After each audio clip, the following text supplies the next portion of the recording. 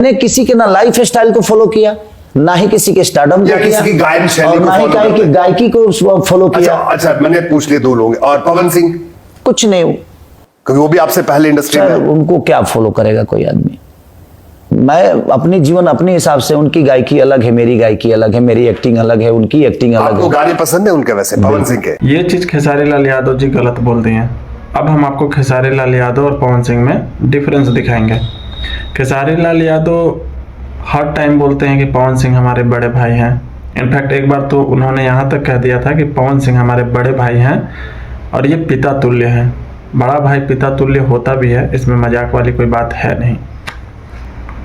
पिता तुल्य का मतलब होता है कि अगर छोटा गलती कर रहा है तो उसको बाप की तरह समझाना, डांटना और उसको संभाल के रखना, जो कि पवन सिंह निभाए हैं ये चीज़। चाहे वो चुनाव एडवर्टाइजमेंट में छपरा ना जाना, या फिर खेसारी लाल यादव के बारे में कुछ गलत सलत ना बोलना, और जब सामने मिलना तो ये भी बड़कपन दिखाए हैं कि खेसारी लाल यादव से पहले वो खुद खेसारी लाल यादव को बुलाए हैं।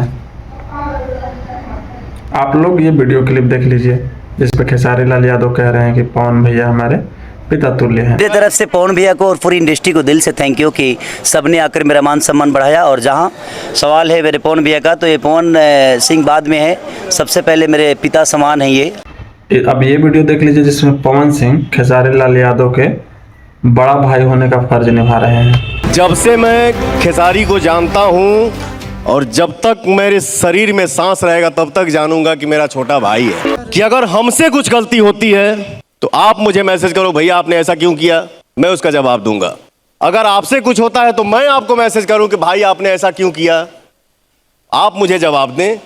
और 100 बात की एक बात, भाइयों में झगड़ा हो जाए, वार्तालाप हो जाए, बहस हो जाए, बट एक चीज का रिक्वेस्ट है कि फैमिली मैटर को समाज में ना बोला जाए। पवन सिंह जो है बड़े ही शालीनता से खेसारी लाल यादव को समझाए हैं और एक ही रिक्वेस्ट किए हैं कि अगर कोई दिक्कत होता है हमसे तो मैसेज करो, कॉल करो, बोलो कि भैया ये प्रॉब्लम है, आपसे ऐसा काहे कर रहे हैं। उसको लाइव आके बोलने की जरूरत नहीं है। बस पवन सिंह की यही शिकायत है खेसारी लाल यादव से कि लाइव आकर मत बोला करो मेरे भाई, तुम हमको फोन करके बोलो कि ये दिक्कत है, आप इसको सुधार लीजिए। उसके लिए लाइव आने की आवश्यकता नहीं है। तो खेसारी लाल यादव जी, आपको जलन छोड़ करके आप बड़े भाई बोलते हैं तो बड़े भाई का फर्ज निभाना चाहिए। हम हर वीडियो में पवन सिंह के भी गलती गिनवाए हैं, आपका भी गलती गिनवाए हैं। रीज़न ये है कि सच के साथ रहते हैं हम। आप खुद शुभांकर मिश्रा के इंटरव्यू में बोले थे कि गायकी में पवन सिंह को कोई नहीं हरा सकता है। गायकी में पवन सिंह बेहतरीन गायक हैं। अब बताइए, आप खुद अपना आर्गुमेंट से पीछे हट जा रहे हैं।